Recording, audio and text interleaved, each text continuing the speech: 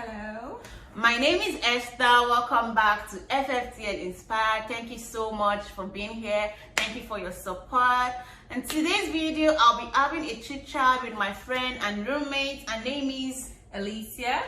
Thank you. So if you are yet to subscribe, guys, please hit the subscribe button, like this video, and also hit the notification button so you don't miss out on any of my videos.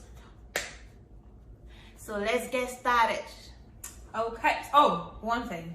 Subscribe to my the YouTube is coming. So subscribe to the Instagram. Should put it there. So just follow me on Instagram because the YouTube is coming. We don't know what's gonna be on there, but something's gonna be on there. So let's get started. So excited. I want you to show me how to get to know someone like you, someone like you. Like in terms of like not country, right? If it wasn't a different country, in terms of like different states, or let's just say 2 hours apart, do you think it's easier to do long distance in the United States, or it's easier to do it in Nigeria?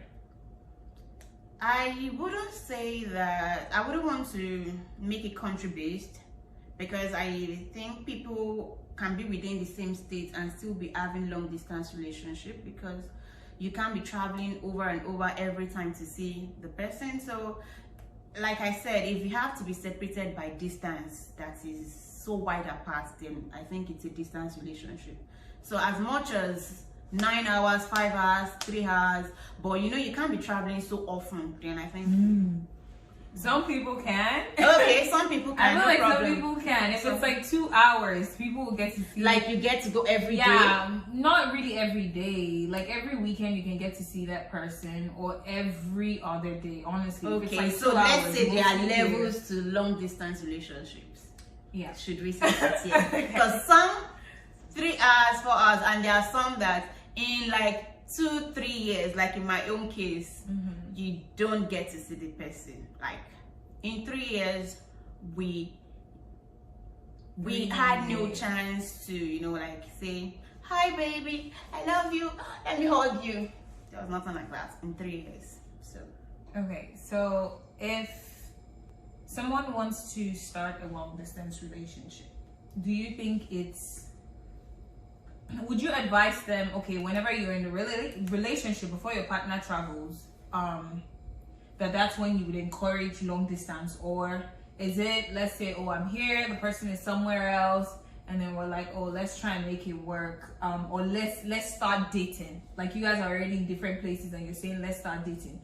Is that would you consider that not a wise option, compared to like, okay, you were already dating a person and then the person has to travel because of like private job or something? Yeah, other factors are involved. Would you consider that like a safer way to go as opposed to the other one?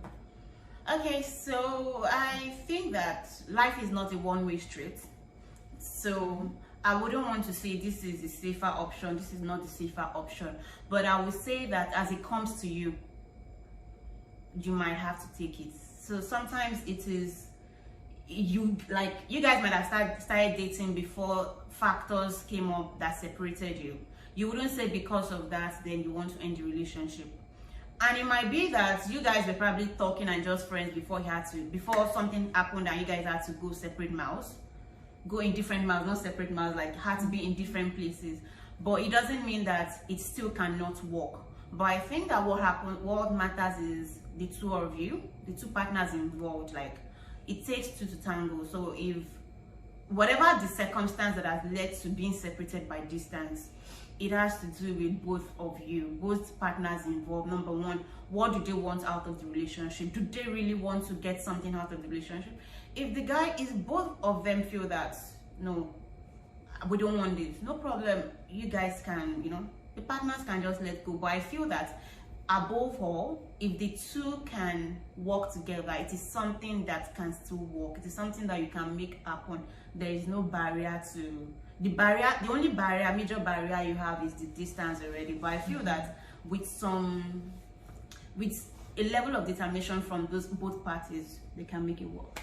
Okay, so do you have any kind of like tips before you get into a long distance relationship, like stuff that people need to look out for before they actually commit into a long distance relationship, in terms of like, or your partner and then the person themselves? Like, are there some things that they have to look for? Like, maybe it's a guy, okay, do you think he'd be faithful? Or maybe it's a girl, or both of them, they're just like, okay, how often do we see each other if we're going to do a long distance? Like, do you think there are certain rules that you guys need to define to be able to like make it work? Oh, okay. So from my own experience, I wouldn't say that there were like rules basically to saying that, oh, this is this and this is that, because at the time when we had to be separated by distance, we weren't even so deep, we weren't so far into the relationship. We were still getting to know each other. We were dating then, fine, we were getting to know each other and all of that. So but what I feel is, like I said earlier, it takes the two to make it work. So one of the things I would now want to discuss in that part is to say, okay, do we love each other? Number one, do we love each other? Number two, what is the end point for both of us? I think those are the initial things you want to consider. If you guys love each other, number one, and the end point that you are looking at, because I feel that if you don't have anything you're working towards, there's no point wasting each other's time and emotions, committing emotions, because I feel that the earlier you detach emotions, the better for both of you. But if you are now going to be committing emotions across distances, all for nothing at the end of the day, even though sometimes we know that we plan, man plans, man proposes, God disposes, but I feel that at the initial stage, you guys need to know what you want out of whatever you're getting into. If you know what you want, you can plan for it, and with other things, and I think most of the important things should be what happens now that the distance is coming into play. Like she has asked, as you guys are going into relationship, what are the things you want to consider? So I would say, number one, those two things for me to consider is if you guys love yourself, number one, and what you want to get out of it. Then as you get into the relationship, you now begin to talk about some of the things like how to make it work. So, because I feel like it's easy for people to just say, of course you're dating that person, so it's easy to always have an end goal with that person at that point in time. But that doesn't mean like, if you guys don't set rules like, oh, we're gonna see each other like once in a year, or if we don't call each other in a week, somebody should check up, or like we should just sit down and talk about, like, don't you think those rules are really necessary in a relationship? Because I feel like you can just, it's one thing for you to say, okay, we love ourselves and this is our end goal, and then just go into the wind, the person just leaves. The person can love you and then start to misbehave all of a sudden. Like, so I feel like there should be a way you guys are accountable to each other. Yeah, I would say that in terms of rules at the initial stage, just like we can make rules and still not go by them. So I think more than making the rules, like I said, it has to do with the two of you, both of you. What do you really want out of this? So somebody, okay, let's say that the distance that separated you is not even possible for both of you to meet. So if you set rules that you want to be seen like 2 times in a year, once in a month, and it's not possible, what do you do? Like in my own case, it was not even possible for us to meet at all until after 3 years. Yeah, but those are just examples. Okay. There are other rules that you can set, because I feel like it's essential for you. Of course, things can happen, but that's why you guys have to be accountable to each other. That's why you have to already know your partner. Like, like know the kind of person the person is. Like, can you trust this person? Yes. So I would say that number one is trust. And I think it's not even a distance relationship thing. I think for every relationship, wherever you're getting involved with somebody you can trust.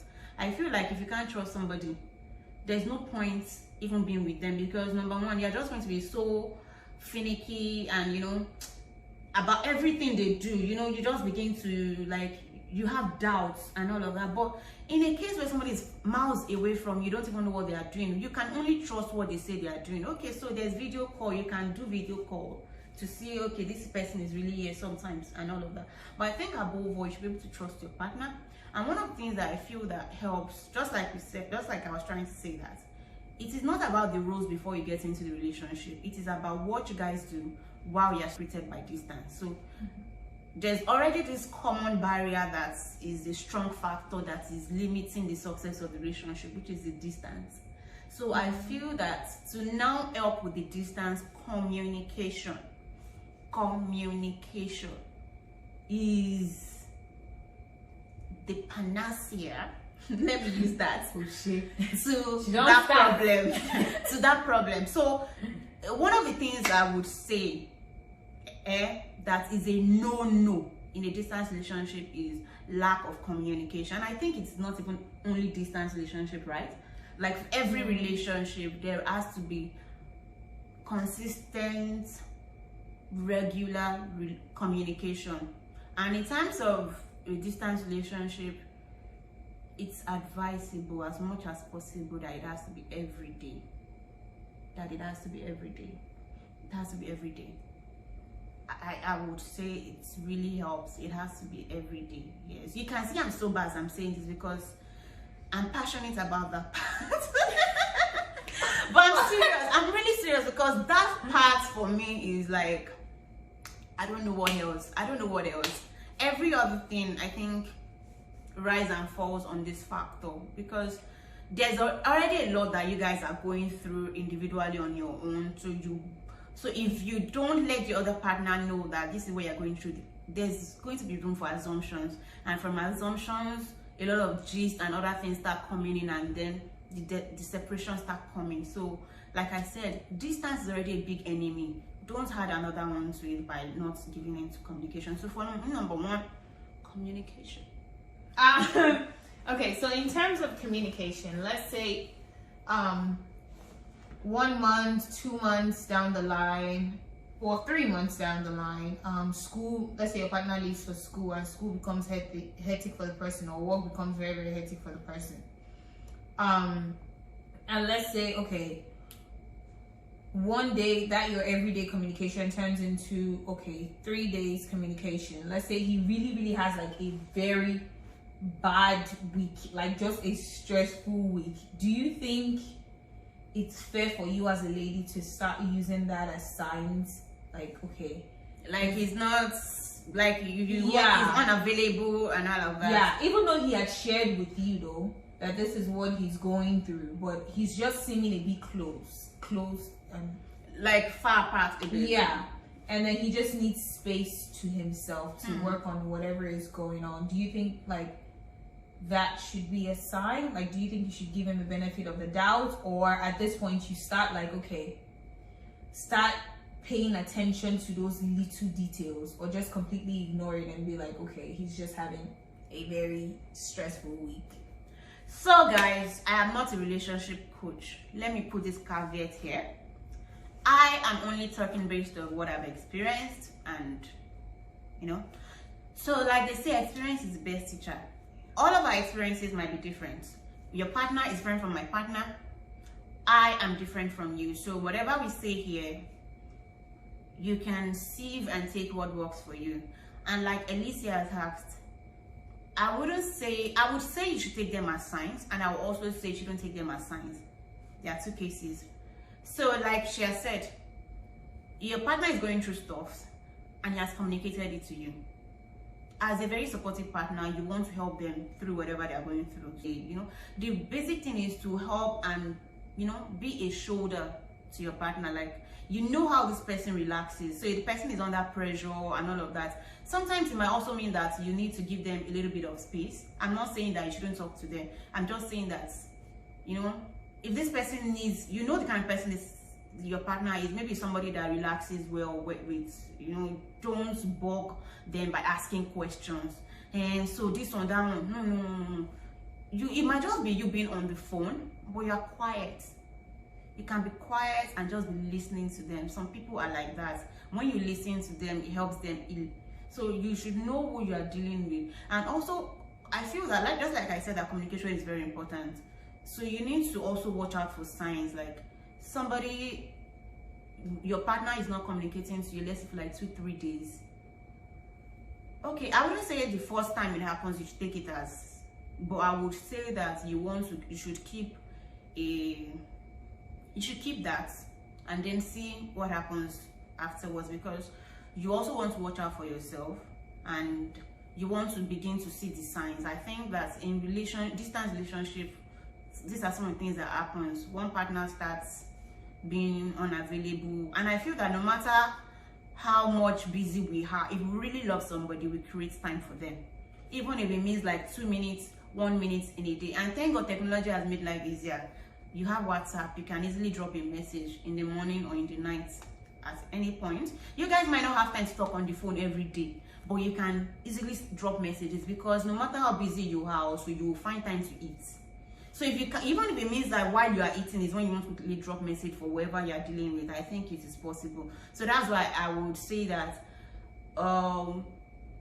it is not acceptable to not communicate in a distance relationship. It is not acceptable to say that you are very much busy, that's why you don't have time to communicate. I wouldn't say it's acceptable. You know, people can actually get really busy, because I feel like I've been that person before. I've been in a situation where like I was super busy, and even like little text as, hey, what's up? Let's say I started saying, hey, what's up? Like just little conversations that we were having. Let's say if it goes on for like a month, just because of how busy I was, it can honestly spoil things for people. So in that case, like, would you think it's fair? Because you said like in 3 days, if your partner doesn't communicate with you, at least not the first time, but do you think it's actually fair to say or to start using that as signs? What if that person is actually really busy and they can't find that time? So if somebody is very busy, like would we say in a whole month the person gets, or in a whole week, see, that's the person gets so busy and will not be able to call or drop a message? They do, but it's conversations that have no substance whatsoever. It's feel like that, just, hey, what's up, how are you doing? I'm fine, how's your day? Great. Okay, work is hectic, just catch up, like little stuff like that, and you slowly don't feel close to that person anymore. Do you think it's fair to consider it a sign? Just like I said the first time, I don't think it's enough to hold just one event as just 3 days. just one. 3 days. I would say events. I would say events and not days. Where you are finding these men from? I would say events and not days. You wouldn't take one event as good, as a big enough factor to say that your partner is not. But I would say that you can also keep that and see if it continues, because there has to be a series, there has to be a trajectory to say that, okay, this is how he's been doing, this is how he's been doing here. So we now know that, okay, it's different from this thing happened at this time. It can happen at one time, fine. But if it continues like it has happened before, you apologize. The following month it has happened again. The following month it has happened again. Following month it has happened again. Ah, sister, okay. I don't know what to say to you. But I know that when somebody starts becoming unavailable, when they start becoming unavailable consistently, like consistently, sister, the Lord with you. Okay, so what if the person tells you ahead of time, hey babe, the next 3 months of my life are going to be really hectic. I have school, I have a part-time job, I have certifications to work on, I'm trying to start up a business or something on the side. So those are potentially 4 things that can take that person's attention. So if the person tells you ahead of time that the next 3 months are going to be hectic, do you think that after the lady says yes, it's okay for her to still be taking signs from something that she said, oh, it's okay babe, I understand,